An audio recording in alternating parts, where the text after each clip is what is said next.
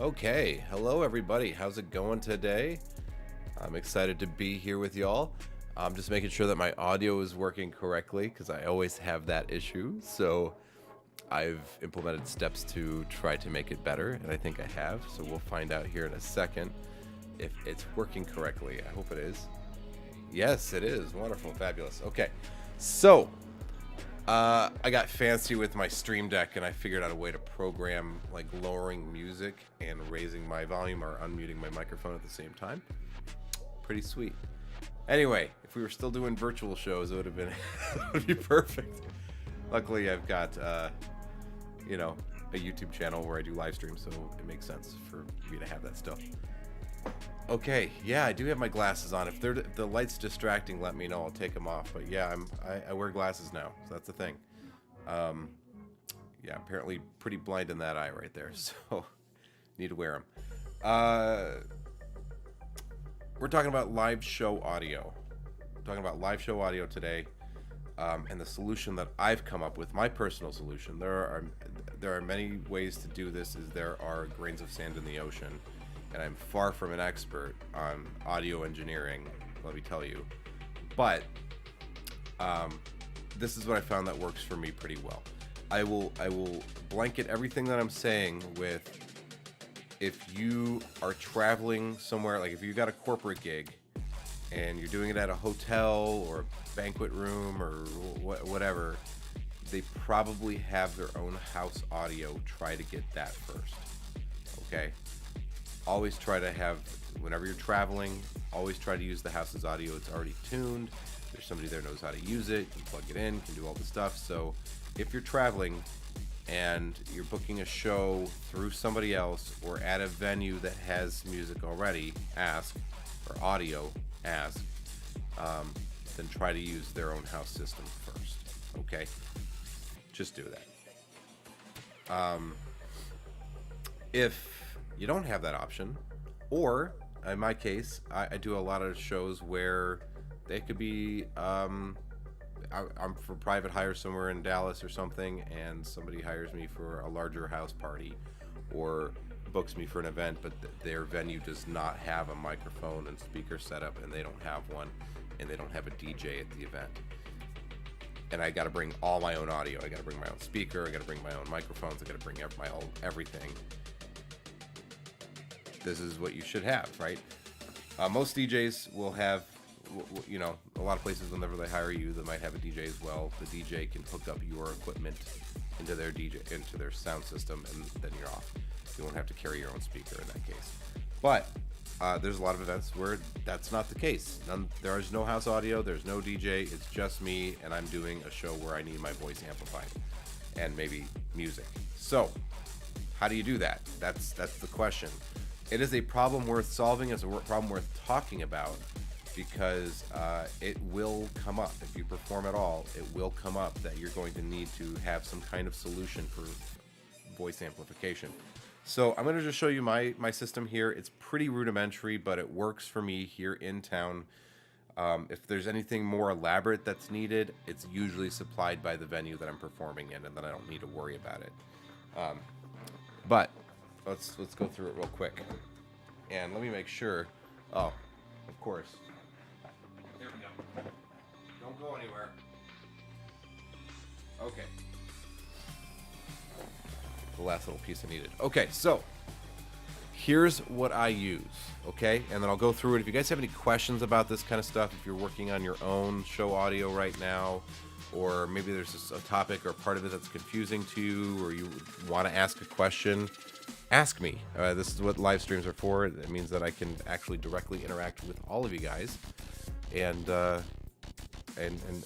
answer questions. So best time to do it. I picked a topic that won't appeal to necessarily everybody right now, but will exist on the internet forever. So maybe you're not in a position where you need audio right now, but maybe come back to this video in a couple years or a couple months or whatever. So let's first talk about my system. This is it's called and I'm not sponsored. None of this was given to me for free. I paid for this with all my own hard-earned money. Nothing sponsored. None of that. This is just what I own. This is what I've purchased. This is what I found works for me. Okay? So you got to have some kind of PA. I like this one. This is called a custom PA 50. And I like it because you have a lot of options there on the back. And that may look scary and like you don't know what it all means and everything. It's actually not that complicated. Lower the background music. Still too loud? Thank you. Boom. There you go. Thank you, Joe. Thank you. So, hopefully that's a lot better. Here's what I have. Okay. So what's nice about this is you get to rudimentarily, that's not a word, get to control your audio. Sometimes you have like a separate board that you can use. Behringer is a very popular brand where you'll have like a mixing board. For simple PA stuff, usually not needed, especially if you have something like this built into your speaker. That's why I like this one. But you can control treble, bass, and volume for that channel. And what you're seeing here in these columns here is 3 separate channels. You've got 2 audio channels for like microphones, okay, with inputs for that's a quarter. It was called a 1/4 inch, which will allow you to plug in a guitar or whatever, but a lot of musical instruments and other things use 1/4 inch. And then an XLR port. You would only use one of those per. Oh, doing that backwards. Per channel. So you could have 2 microphones, 2 separate microphones plugged into this, playing separate audio, and then this third one is a line in, which is usually used for something like music, and we'll get to that.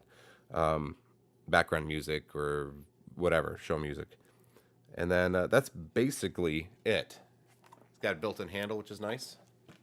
Weighs, it's not a featherweight, but it's not super heavy. You can, tossing my kids around, that's nothing. This is what, like 15 pounds maybe. So pretty light and gets very loud.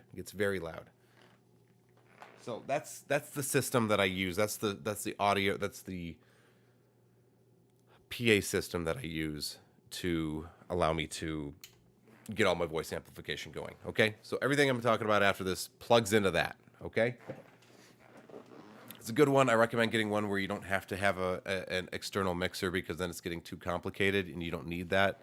You don't need to faff around with stuff whenever you show up to a gig. You've already got to set up your show. It's good to have something that's just super simple, built in, can do that. Having 2 channels there is great, so you can have a wireless microphone on yourself and maybe a stand mic or another wireless microphone on a stand for any volunteers that come up. So it's a pretty good idea to have a 2-set system, and then also a line in for music. Okay, so for music, what I'm using is and people will tell you all kinds of stuff. People probably groan whenever I show them this, but often whenever I am at different events, the bigger events, they have a whole production studio for the live show. So you have people that are running music and have already pre-selected music, or you can share music on a USB stick and give them a cue sheet or whatever. That's something else, right? But if you're doing like a small theater, you're doing a house party, something like that. Thank you. I chose them to be magical. Yeah, see if I can get the mustache going too. Let's see. There we go. Yeah, there you go. An iPod. An iPod works great. This is an iPod in collaboration with, and I left it in the car. I promised myself I wouldn't. I use what's something called an. That's a good question, Joe. Thank you. Yeah, Joe's asking, is distance to power source part of your contract? Yes. Well, not necessarily part of my contract, but it is part of my rider agreement. It's something that people still have to sign off on. If I have to provide my own sound amplification, then I need a space suitable to perform the show. So that means that I'll need enough space cleared, if it's ground level, including the correct placement of chairs in that space, or if it's a lot of people and now you're several heads deep, then of course a stage, and as part of that, yes, a power source on or near stage is super important. So yes, that's a good question, Joan. Thanks for asking it. So that is something, right? So yeah, you should definitely make sure beforehand, if you're bringing your own equipment, that you know that they have a place for you to bring your and put your equipment so you can put on your show, right? It's also a great idea to, if you can, get photographs, either if it's like held at a public venue, see if you can go on their website and see if you can see any pictures. If it's an event hall or something, they likely have photographs of their spaces and layouts. So it's like architectural layouts, so you can see how it's set up or how you would suggest setting it up so you can do your show correctly, and then sending that over marked up back to your client, or having your client take photographs and then coming up with a plan with where you will be set up beforehand. Okay. Super important, because I've done the thing where I've done shows in banquet rooms at hotels, and there's supposed to be like, there's 100 people in the audience, and everybody's supposed to have a chair like up next to the stage, and they put the dance floor between the stage, and then put all the chairs like just around cocktail table or dinner tables, dinner rounds. Not a good situation. I was rolling out 100 chairs with a hotel staff, trying to get them set up on the dance floor so they would be closer to the stage. Show worked out great, but if I hadn't done that, would have been a big problem. So, okay, so there's the system. And I use an iPod. iPods have been discontinued, so you can't really get these anymore. You could find a used one, but the biggest thing is that I use a piece of software in here. I don't just use pure iPod, because I run my show through this. I use something called, let's see if I can find it, if I can get it on. So I use something called Go Button. You can see it right there. Okay, Go Button, and then I use this to run my show. I'm on the free version because I really only do one show at a time. But what you if you want, you can spend $99. It's a little high, but you spend $99 and you can put unlimited shows. That means that like you can control like where in the song the music starts, when it fades out, how it queues up for the next song, how you control all of that. So it's automatically set up so that every time you press a button, it just goes to the next one, waits, plays the music. You can add sound effects. You could have like fake applause or a wah wah wah, whatever you want. You can play any audio file any way you want, anytime you want. Super helpful. So if you're running a show and you're like at the big finish, or you're trying to send somebody off stage at the end of after a trick, you can play music to thank them as they leave or enter the stage. You can play music to do your big ta-da, your big crescendo. You can have music playing before the show on a loop that gets people excited. You can do a introduction track, so that way it plays before you step on stage, like, ladies and gentlemen, please welcome to the stage, the world's greatest magician. You can have all of that done from an iPod, and you just use what's called an AirTurn Digit 2 is the best remote that I found for that. And it's basically a Bluetooth remote that connects to your iPod, and then you can just press the button. You can program it to play however you want, right? I just leave it in my back pocket and I press it whenever I need it to cue a cue. There are much more expensive options out there. Like an iPod is like, I don't know. Also important to note, you got to get something that has a pretty current version of the iOS on it. This is going to become outdated very quickly. But you could also buy like a used iPhone would work fine. The reason I like the iPod is because I've got the 3.5 millimeter jack, so I don't need any adapters. It's still got a headphone jack in there. So that's important. That's nice to have. It's not a have to have, but it's a nice to have. So that's why I've got that. Nice, small, battery life lasts forever. Has good Bluetooth range. You can program everything right on your iPod. Nice investment for me. And now that they're discontinued, good luck finding one. But if you can, Go Button currently still works for it. So go get you one if you're planning to go that route. You can do one show for free forever, or you can pay $99 one time and then get is unlimited shows on there, which is great. And then the AirTurn Digit 2, you can get those for, I think they're like $30-$40 or something like that. And then you've got a really nice long range reliable Bluetooth remote to cue that from your pocket. Nice big round buttons that you can feel through a pocket. So you never have to, you don't have to go out there and actually press the button. You just press it through your pocket and know it's good. So there's that. So that's important. That's good. That adds a lot of texture and flavor and production to your live shows. And so it's something that I recommend everybody look at doing music of some sort. It doesn't have to be, you don't have to have like some crazy, you know, Disney on Ice production of music. You can, but you can just adding a little couple things, like whenever you're going to bring somebody up to the stage or ask them to, or whatever. If you want somebody to think about something, you want the audience to think about something, you can play, Jeopardy music, while they're sitting there thinking. Just adds flavor to it, right? It makes it fun. So there's that. Strongly recommend that. There's other options that are more expensive out there. My eventual aspiration is to pick up a Audio Ape, which is a really great system. There's also Media, I think it's called MediaTek or MediaStar, which is another system like that. So there are other ones out there. There used to be something called the Happy Amp, which was pretty cool. Lots of different versions out there. You can dig around and find them, but off the shelf, ready made, least expensive option is probably an iPod or an old iPhone for that, and then the Go Button app.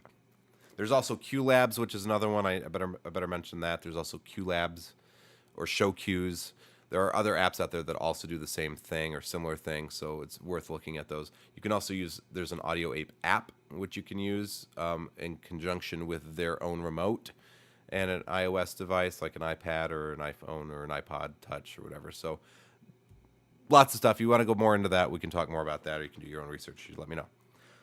Okay, for your actual speaking voice, to actually hear that, there's as many options as you could possibly shake a stick at.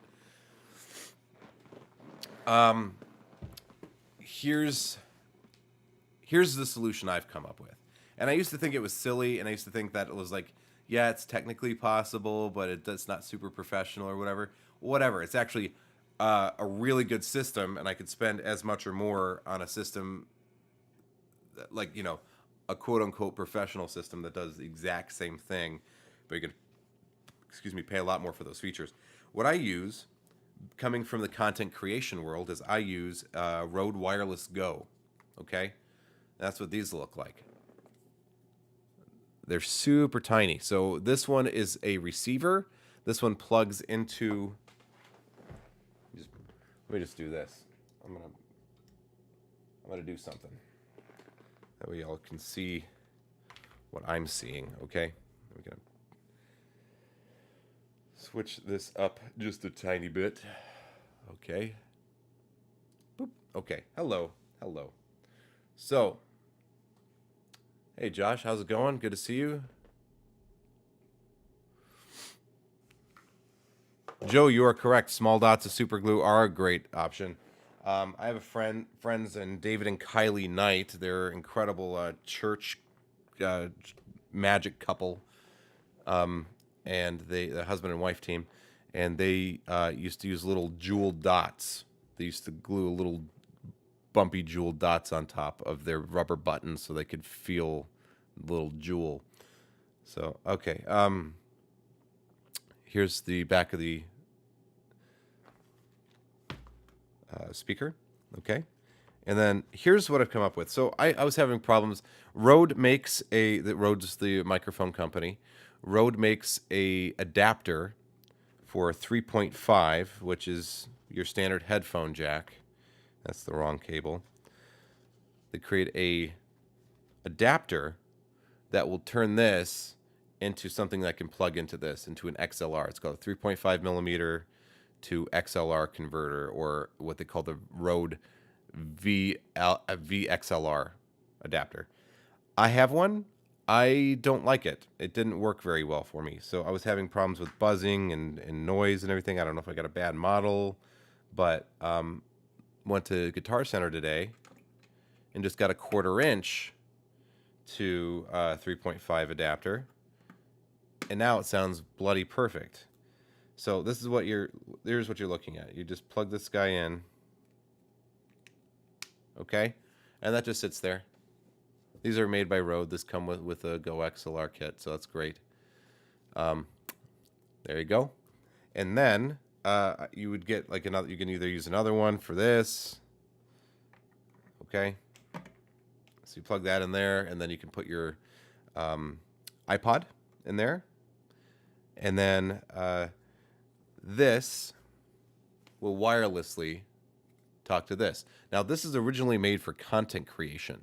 Okay, this was made for recording your audio into like a DSLR wirelessly. So if you were like doing reporting, or you were doing like some kind of documentary or something, you were filming some kind of video and you weren't right next to the camera, you could talk into this, and then it would wirelessly send it to your camera to record. But this is actually a really great system, especially if you travel. It's super tiny, has inbuilt batteries that last 7 hours apiece. You don't have to plug it into anything extra. There's no extra power needed like you need with a lot of receivers. It has 2.4 gigahertz transmission with automatic band switching, which is something that's only found on higher end microphone transmitter systems. Why is 2.4 gigahertz important? A lot of the higher end, nicer systems tend to be UHF, but the problem you run into is let me just kind of pop back over here.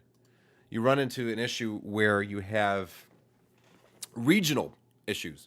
So depending on what region you're in can affect whether or not you're getting clear transmission, right? So if you end up being like next to a government building, or next to construction, or next to a police department, or next to whatever, you can get a lot of interference with UHF systems. So that's a real problem. I've had that happen. I had that happen at a large music venue called Gas Monkey Live. It was a place I used to, I've done corporate shows. And that's a big, nice venue, right? Brought my own Shure branded wireless lavalier set, and could not, for the life of me, get a clean signal. It would either cut out constantly, or I was getting like chatter. Not awesome. Turns out I was using it in a region that was not, that wouldn't work for that. So with 2.4 gigahertz, you can use that nationwide, no problem. It's the same connection that you would use on, like, well, this uses 2.4 gigahertz, okay? Or if you remember house phones, like wireless house phones, when those first became a thing, that's a 2.4 gigahertz band.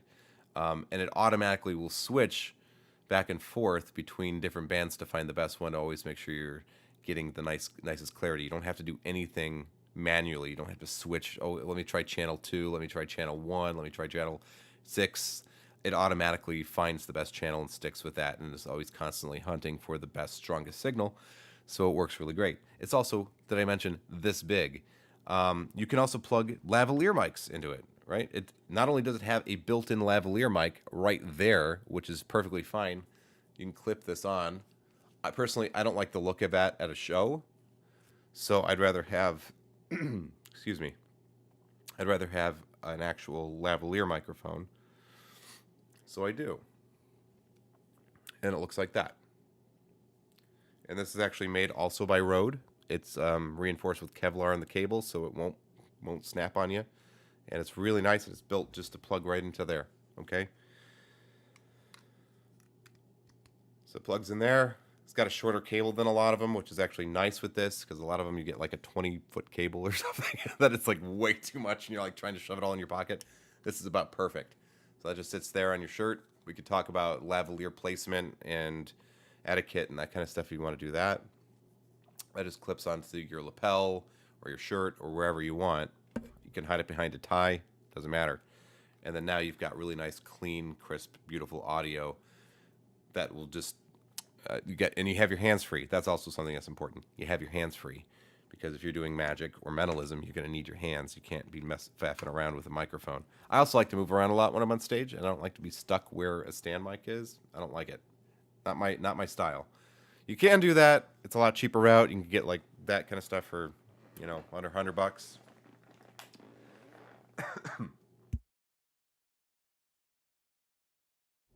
So you're going to be spending a little bit more to do it my way, but it's also one of the smallest, reliable, and robust systems that I found on the internet. So I like it.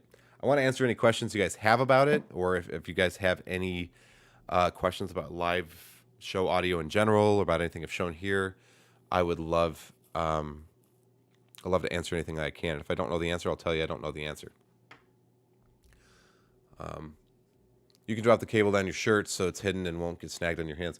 Oh yeah, definitely. You should always do that, right? Actually, I just over Labor Day weekend, I headlined at TAOM, or Texas Association of Magicians. There was a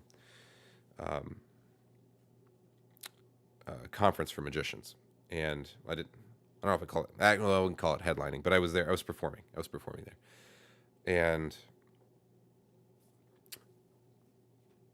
when I was on stage, the stage director was going,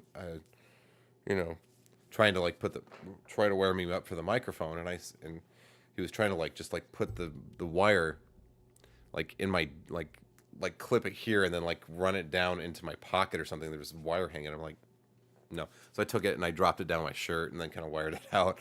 He's like, that looks so much better. Thank you for doing that. Everybody here has been, fighting me on wiring it up. I'm like, yeah, no, it looks way better just to do that. That looks professional, right? That's nice, clean, right there. From a distance, you won't even see it. Dark colored suit. No big deal. You can hide it behind a tie. Nobody will see it if you don't want them to. Not going to get bumped or rustled by anything.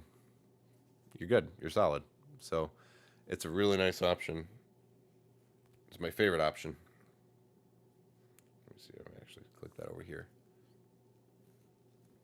So I don't know if you can see that on camera even. Let's get a light on it. So this is kind of what it looks like. It just sits there. Perfect. And you don't have to worry about the orientation of the microphone either, because these are omnidirectional, which means that they pick up audio from all around it in a globe. Where like something like this is what's called a cardioid, where it's kind of only picks it up right from the front and then kind of in a little bit from the sides and then doesn't get anything from the back. Lavalier microphones are usually omnidirectional, and that means you're gonna, no matter where you put it, as long as it's about a hand span from your mouth, you're gonna get good audio from it. So, yes, great option, perfect option. And then look at that. Look how tiny that is. I'm gonna stand up here. I mean, just for demonstration here, look how small that is. That's so small, you'll forget you're wearing it. Okay? I mean, normal body packs, you're having to wear, something like about the size of like larger than a beeper, if you guys remember what beepers were. But you're wearing something about like, about half the size, but about twice the weight of a phone on your hip. It's just sticking out there.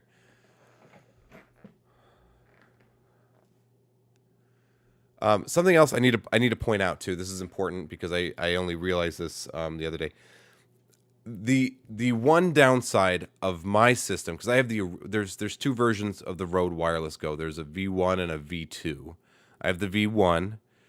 The V1 does not have a way to mute the microphone, so you kind of have to physically turn it off and then turn it back on, and hope that the receiver picks it up. It usually does, but that's the one downside, okay? It doesn't have a way to mute it. So if you got to go step off and use the restroom, or you're having a private conversation with somebody, or you want to do like the, was it the Dunninger ploy, where you have to, where you get little pieces of information as they're coming on stage and then repeat it back, but without the larger audience knowing that you heard them, that conversation, whatever. You want to do any of that stuff, you can't. Not with V1. With V2, it's configurable with an app, and so you can change what certain buttons do on it. It has more buttons, and you can control what those buttons do. Like if you do a long press, or you do a short press, or 3 taps, or whatever, you can change what the buttons do, and one of the options is to mute the microphone. And so that's super nice. And you can mute it either from the transmitter side or from the receiver side. So that's something just by itself might make me go buy the version 2.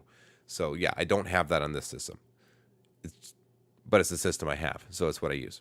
Then, but whatever, you know. That, and the nice thing is that the V2 system, if you get just the one, it's usually sold as a 2-pack. You get 2 microphones and then 1 receiver, and then both microphones can go to 1 receiver. So that might be nice if you're trying to do something with a audience member and you want them to have their own microphone. Or if you don't need that, you can buy a 1 transmitter, 1 receiver, but you kind of have to look around to find that pack. It's a little bit less common, but it costs the same amount as the V1 of this. So, stuff we're looking at. I don't have any links or Amazon affiliate things, which I probably should. I'll probably add them later after the video. But if you want to pick any of that up, I will add Amazon links after this in the description. So if you want to pick them up, any of these things, I get a small kickback from Amazon when you buy them through my links. So please consider that. I should have had the forethought to do that, but either wait a couple of days if you want to pick this stuff up, or if you're watching this in the future, I'd really appreciate it if you bought it through my link, so I get a little kickback. Let's go through the comments and see what we have going on. How about a microphone switch that you go between the connections? You can use by flipping a switch that would disconnect the connection. That I can't speak to. I don't know necessarily why you would want to do that. With this system, at least with my system, I don't know how you would do that. I imagine it's possible, but I don't know what that missing piece is. But I'm not sure why you would want to. I'm not sure you would, but yeah, presumably that's something that could be accomplished. I don't have the answer for that.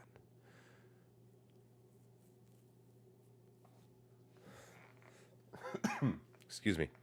Yes, actually, I'm going to go get some water, and I will be right back because I'm talking myself dry. So catch you guys in just a minute.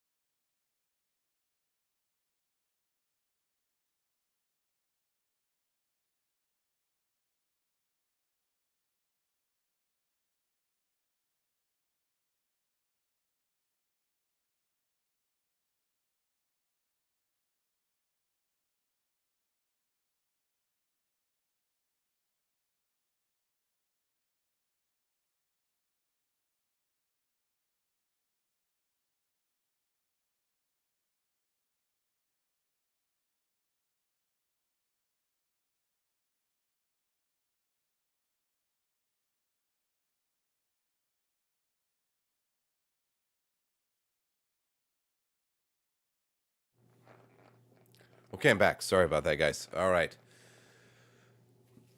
So yeah, I not while I'm doing the stream, but I will certainly get some stuff over to you. I gotta that's a big long process to kind of get those links. So, but I will get those links up in the description right after this video. So, if oh gosh, if you guys have any questions, this is the time to ask. So I'm gonna wind the stream down here, I think. But yeah, I want to talk to you guys about any questions you have. Let's talk about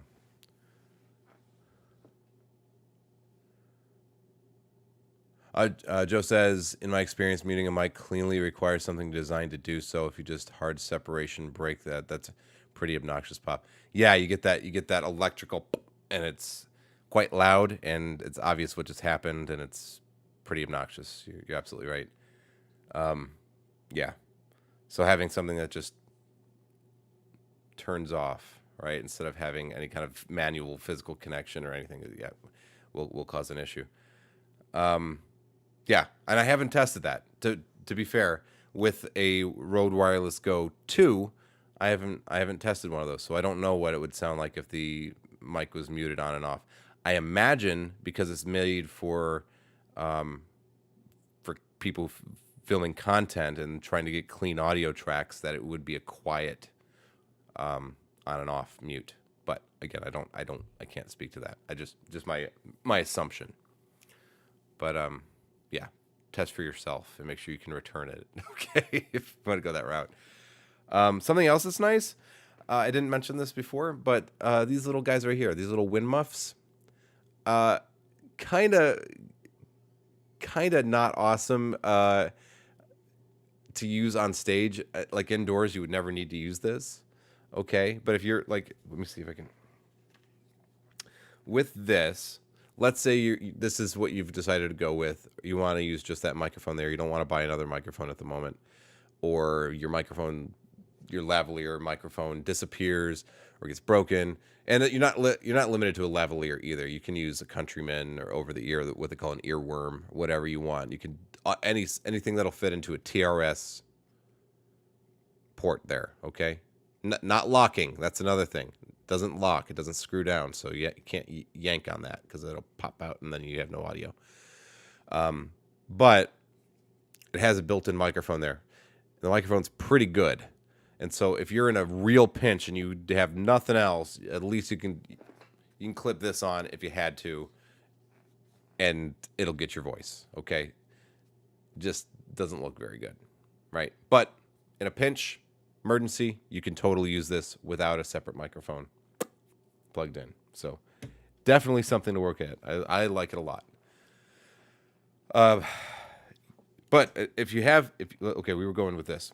If you have this and you're performing in an outside environment, and you're doing let's say you're doing a festival and you're outside on a pavilion or something, and the wind's just blowing really hard, and you're having a hard day, and your audio's going doing all the terrible stuff, you can pop on one of these, which is called a dead cat, and it plugs right into the microphone there. And it looks silly. It looks like a little present or something.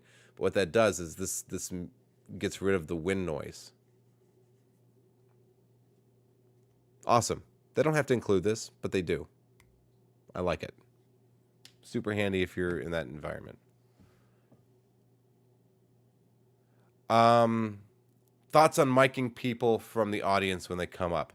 Yeah, ideally, what I would like, and that's gonna depend. That's really gonna depend on what you want to do in your show. Some people, including me, in certain instances, I don't think I would have a real problem if I could control when this turns on or off. You know, I might have if I had like the 2-set system, which I might end up getting. I might just like hand them to this and go, "Hey, can you just clip that to your shirt or your lapel there, and then hold that button for 2 seconds, and then we'll all be able to hear you." Right? That's the thing, because you don't want the handling noise. You don't want them as it's on. Hand it to them, then you get all that sound while they're trying to attach it. That's horrible. You don't want that. You don't want the audience to listen to that. So you could have them place it and then turn it on, and that's fine. It's a good idea to do that if they need their hands, right? If you need them to come up and they need to have use of their hands, giving them something like this that clips on and off really easy is a nice solution. The other solution is to stand close enough to them that they get picked up on your lavalier microphone, which you can do. You just have to stand uncomfortably close, and I don't know how people feel about that this close post-COVID. I don't know. A lot of considerations you have to do with how you want your show to look, how you want to interact with your own audience. Something else you could do is, of course, you could have just a stand microphone that just sits on a stand, either wired or not, but this stands there so they know where they're supposed to stand, what microphone they're supposed to use to talk, and then they can pull it out and talk with it, or stand at that space and talk into the microphone. Depends. It depends on what you need them to do and where you need them to be placed on stage, all of that. So, but yeah, it's something to consider. I think this system, if you're going to try to have somebody else laved up on stage with you, that this is a better option than the traditional options, because this just clips on and off, right? It clips anywhere. I mean, I don't even have to have an open part of my shirt. I mean, I can clip it to folded fabric there. So it doesn't really matter. I can just stick it there. Looks a little weird, but guess what? It's going to get the job done. And then it's easy to take out and whatever. So I like that. That's why I really like these are so versatile for so many reasons. I love them. Performance note: repeat what audience members say if they aren't on stage. Yeah, that's a great. Yes, that is super helpful. And if you repeat back something that's not true, the audience will know. Okay, because the person. So it's like, think of a card. The 4 of hearts? Great, that's what I said. Look, no, I said the 6 of clubs. The 4 of hearts, right? Yeah. Don't pull that kind of stuff unless you're trying to be funny. But yeah, the audience will generally accept if you repeat something back louder so that the rest of everyone can hear that whatever you said is true. Okay. But yeah, that is a super helpful performance tip. Thank you, Joe. That is super helpful. You can also use that as a ploy if you're using a nail writer to check to make sure that you heard what you heard and then repeat it back for everybody else. You've got a moment there where you can do some sneaky stuff. Kind of off topic, but while we're on it, you could have like a small mixer connected to your speaker and have different receivers connected to the inputs on the mixer, and then just have those inputs muted or volume turned down until you need. It's true. You could, but here's the thing. You're assuming that you have a helper or that you have somebody else doing this for you, right? Because during your show, you should not be going over there and doing mixing, right? That does not a good look make. You should not be engineering your own audio during the show.